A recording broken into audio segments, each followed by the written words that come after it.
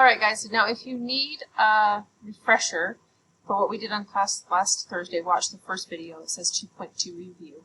Right now what we're going to do is go on. The part of this assignment that you are going to need to complete on your own and finish are going to be the following questions. So I'm going to go ahead and circle them on here, but you'll need to write them down now because when I move this, it's not going to have the same place to circle. So I would like you to do number 53, number 62, number 65, 61, and 66.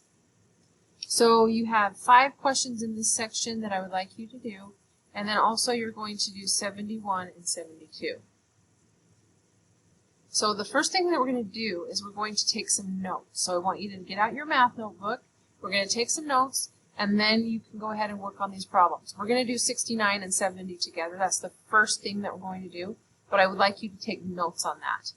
After we do that, then we will do some of these other examples that aren't circled up here. Again, please take notes, and then we will get back to this, then you'll be able to use those as you work on these other questions.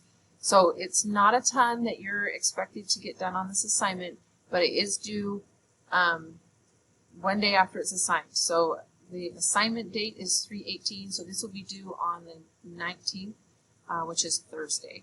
I'll have you just snap a picture of your answers and send them to me via email. They need to be sent to me by, I guess, 11:59. So and that would be on the 18th. All right, so let's first look at 69 and 70. So as you know, this is worksheet 2.2 part B, so that'll be the title in your notes. It would be 2.2 part B, and then it's called graphing polynomials. So that's what you would want to title your notes.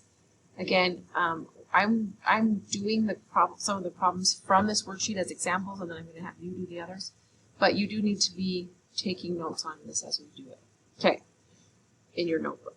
Okay, so in exercises 69 through 72, for each graph given, A, list each real zero and its smallest possible multiplicity. Okay, so the first thing that we're going to need to do here is write down a couple of things about multiplicities. So you see here in our graph that it's crossing the graph here at -3. It's touching at -1, and then it's crossing at 2. So the zeros, remember I said that they're the same as the x-intercepts of the graph. So there's a 0 here at -3, there's one at -1, and there's one at 2. So what the multiplicity tells us is it tells us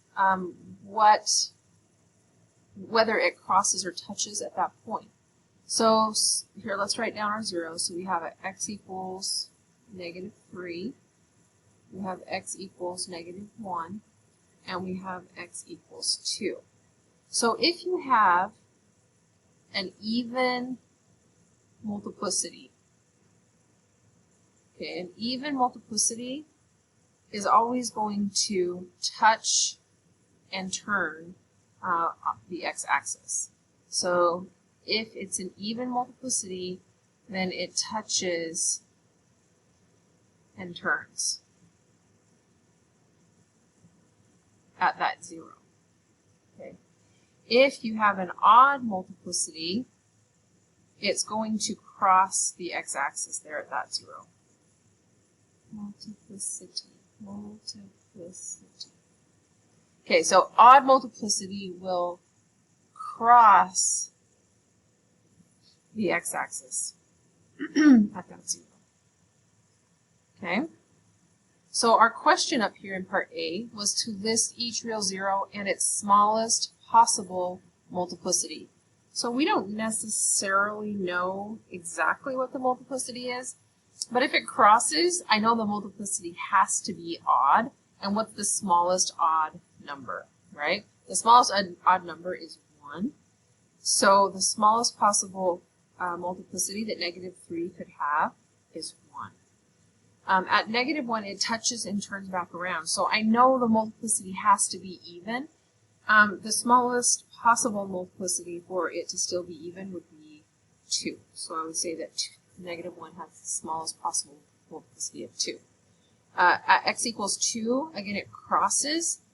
So because it crosses, I know that the smallest possible multiplicity would be 1 because it has to have an odd multiplicity to cross. So that's part A.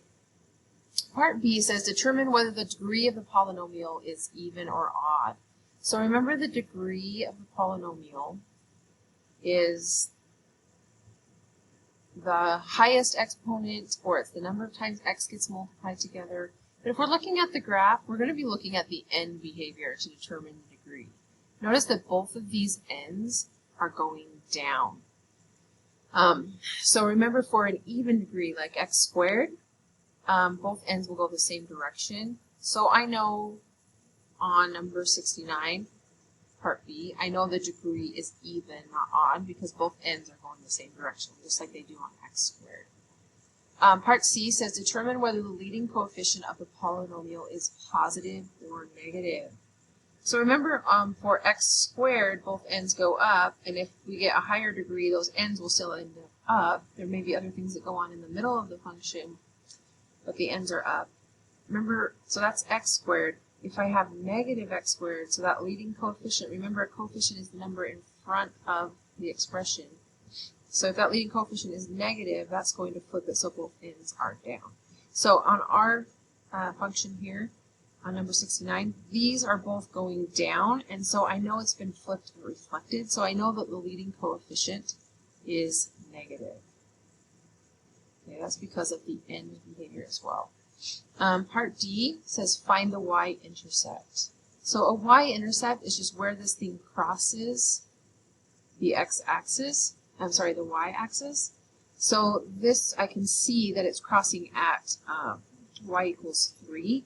So the y-intercept would be 0, 3. So the x value is always equal to 0 if we have a point that is somewhere on the y-axis. So just keep that in mind. Later we may need that information.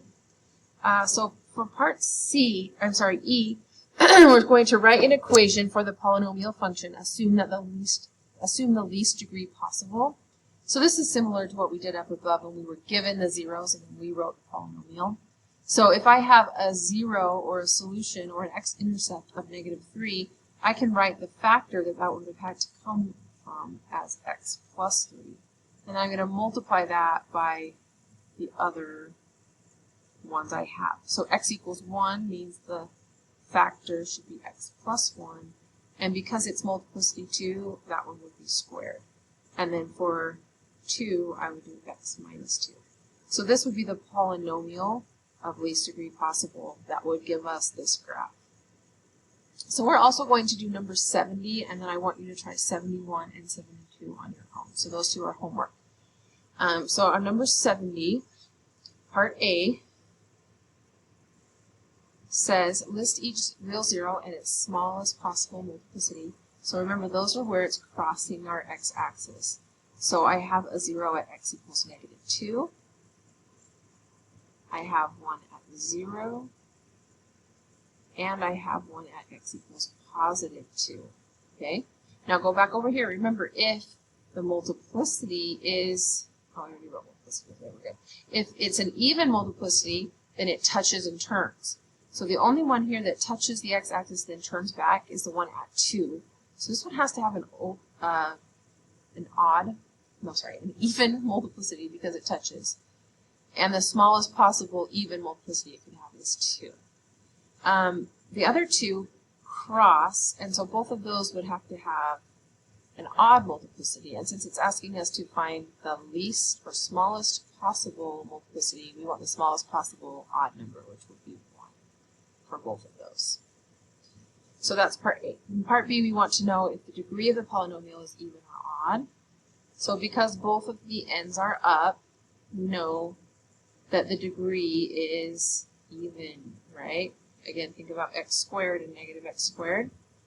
So for part C, because both ends are up, I know that leading coefficient is positive. It hasn't been flipped, so there's no negative out front. For part D, find the y-intercept. Again, I'm looking for where it crosses the y-axis, which in this case is at 0, 0. Again, the x will always be 0 for the y-intercept. And part E, write an equation. And again, I'm going to use my zeros to do that. If I have a negative 2, the factor it came from would be x plus 2. It's multiplicity 1, so it does not need an exponent. For 0, remember that's just an x, and I'm going to put that one right out front because it's just x by itself. And for 2, I would have x minus 2, and that one is squared because it's multiplicity 2. All right, so that's 69 and 70. Go ahead and try 71 and 72 on your own. You can do that, you can pause and do that first before we go on, or you can just continue with notes and then go back to all of these.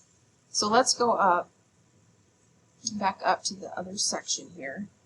We're going to circle one more time the ones I wanted you to do for homework, mainly so I can keep it straight and do examples that I didn't circle. So you're going to do 53 for homework. You're going to do 62 and 65. You're going to do 61. And then you're going to do 66. Okay, and again, look at the problem. Some of them are in standard form and some are in factored form. In order to see our zeros and all of that, we need to get them in factored form. So 61, you're going to have to factor that before you can begin. Same with 53 and 62. So for our first example, let's go ahead and do number 68 here. And in fact, I think I'm going to go ahead and switch to somewhere where I have a little more room to write. So I'm going to pause for a second. I'm going to write 68 down on a better piece of paper, and then we will continue just 1 second. Okay, so I've rewritten here. We have 68 written out. We're going to go through the steps, so hopefully you have your worksheet to kind of read through those. So it says part A is list each real zero and its multiplicity. So we've done that before, right? So because this is already in factored form, we can see what the zeros are. If I have an x out front, that's going to be x equals 0. And because x is to the third power, I know my multiplicity for that one is 3. For the second factor here, my 0 would be 4, and the multiplicity would be 2 because the exponent is 2. And then lastly, I have negative 2 multiplicity 2. So I've listed my zeros, I've listed their multiplicities. Part B asks me to determine whether each function would touch or cross at that x-intercept. So remember this, the 0 is the x-intercept, and then the multiplicity, whether it's even or odd, is what we're looking at to determine if it touches or crosses. So remember, even touches, odd crosses. So because 0 has a multiplicity of 3, that's an odd number, so it's going to touch. No, I'm sorry, I got that wrong. It's going to cross the x-axis at 0. At 4, because it has an even multiplicity, that one is going to touch, and same thing with negative 2. Okay, so again, look at the multiplicity. If it's even, it touches. If it's odd, it crosses. So that's how you do part B. Part C says find the y-intercept. So on the graph, we could just look at where it crossed the y-axis. On using the function, though, we need to plug in x equals 0, because remember, 0 is always the x value when we're looking for a y-intercept. So I'm going to take my function up here, and I'm going to replace x with 0 in the function. So this would be negative 0 cubed times x minus 0 squared times 0 minus 4 squared. I'm not replacing the numbers with 0. I'm replacing the variable with 0. So sorry. Okay. So negative 0 cubed, 0 minus 4 squared times 0 plus 2 squared. Okay, 0 cubed, that's just 0. And because I'm multiplying all the rest of the stuff, negative 4 squared and 2 squared, everything here is multiplied together, and I'm multiplying by 0. This thing's going to cross the y-axis at 0. 0. So part D says to determine the end behavior. So in order to find the end behavior, we need to look at the degree. Okay, remember, if it's an even degree, both ends are going the same way. If it's an odd degree, they'll go the opposite way. So we also need to look out front at that negative. So the degree overall, since our function is in factored form, we have to add up how many times x is being multiplied. So that would be 3 plus 2, which is 5, and 5 plus 2, which is 7. So overall it has a degree of 7, which is an odd degree. And our leading coefficient is negative. So because this one has an odd degree and a negative leading coefficient, I know that, again, think about what x to the third looks like. X to the third looks like that, right? So I know because this is degree 7, it's going to have the same end behavior, but the negative will flip it. So I know this side will be up and this side will be down. It's the same as x to the third, but it's been flipped. Part E says to make a sketch of the graph. So we're going to sketch the graph now. We know where the zeros are. We know where those x-intercepts are. There's 1 at 0. There's 1 at 4. And there's 1 at -2. So those are all the x-intercepts. So I'm just going to highlight those first. I know it's going to cross at 0 and it's going to touch both at 4 and -2. The next thing I would do is put the y-intercept on. But in this case, the y-intercept is actually the same as that x-intercept. So I don't need to put it on again. I know that the degree told me that this side is going to end up. Oops. Okay, this side will end up, and this one will end up down. So I'm just going to put the ends on first. And then I know it's going to come and it's going to either touch or cross at each x-intercept. So that's what I've already written down up here. At 0, it's going to cross. At 4, it's going to touch. At -2, it's going to touch. So the first one I'm approaching from my end here is -2. And so I know it's going to touch and turn around. Then I know it has to come back down to go through and cross at 0. And then it's going to come up and touch and turn again at 4. So this would be somewhat of what the graph looks like. I don't know how tall or low each of these turns are, but that's not really what we're worried about here. So it's a quick sketch. It may not be like 100% accurate, but that's kind of where we are going. All right.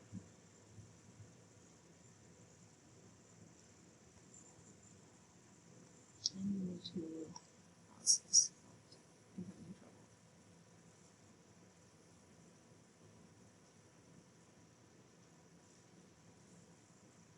Come on.